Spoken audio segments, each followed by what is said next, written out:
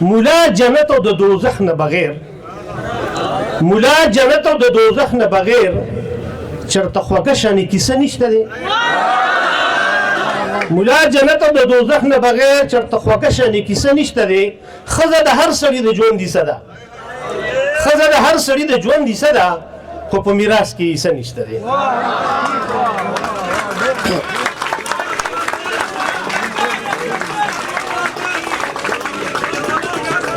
د سترګو جنګ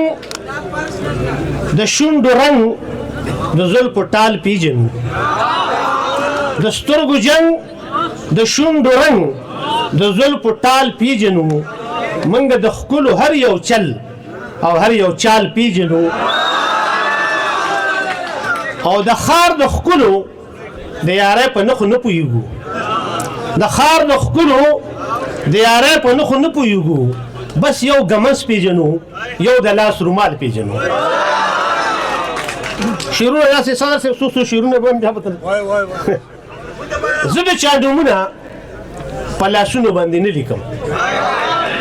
زه د چا نومونه په لاسونو باندې نه لیکم دا د کور خبرې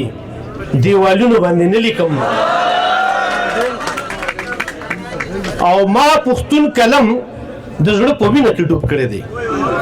ما پښتون قلم د زړه په وینه کې ډوب کړی دی زه په ښه پښتو کچه رنګونو باندې نه لیکم او دا شعر لږ قابل غور دی چې هسې نه سبا ورته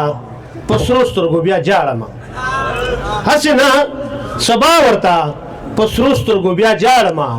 ځکه اوس نیټې په تصویرونو باندې نه لیکم او دا څو شعرونه د ښار د حوالې سره چې بدل شي د سړي سوچه فطرت په خاریه کې بدل شي د سړي سوچه فطرت په خاریه کې ډېر شوی دی اشنا مصنوعیت په خاریه کې او دا ځکه د ښار نوم مې لکه خار په زړه کې ښخ شي دا ځکه د ښار نوم مې لکه خار په زړه کې ښخ شي ما هم کړی یو ځلو محبت په خاریه کې دا ځکه د ښار نوم مې لکه خار په زړه کې ښخ شي ما هم کړی یو ځلو محبت په خاریه کې او صادر زر زما د اوږې کوشکو راته وایي صادر زر زما د اوږې کوشکو راته وایي ډېر بد لګي د کلي دا عادت په خاریه کې صادر زر زما د اوږې کوشکو راته وایي ډېر بد لګي د کلي